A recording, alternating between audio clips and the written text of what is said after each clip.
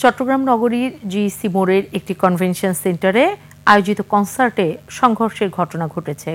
এতে গুলিবিদ্ধ হয়েছেন মোহাম্মদ শরীফ নামে এক যুবক। সংঘর্ষে পণ্ড হয়ে গেছে কনসার্ট, ভাঙচুর করা হয় জানালার গ্লাস ও চেয়ার। চট্টগ্রাম থেকে হাসান ফেরদৌসের সহায়তায় আরও জানাচ্ছেন সমর ইসলাম।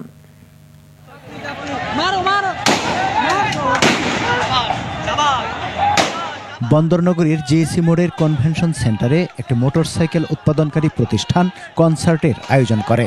এতে ব্যান্ড দল আর্টসেল গান পরিবেশনের কথা ছিল।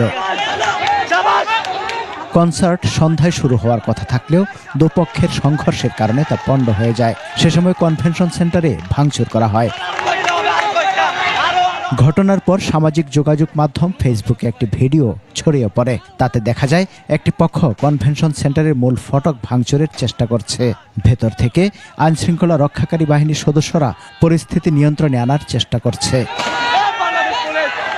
গুলিবিদ্ধ মোহাম্মদ শরীফকে চট্টগ্রাম মেডিকেল কলেজ হাসপাতালে ভর্তি করা হয়েছে।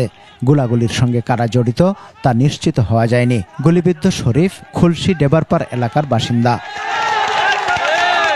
সমর ইসলাম, 21 টেলিভিশন।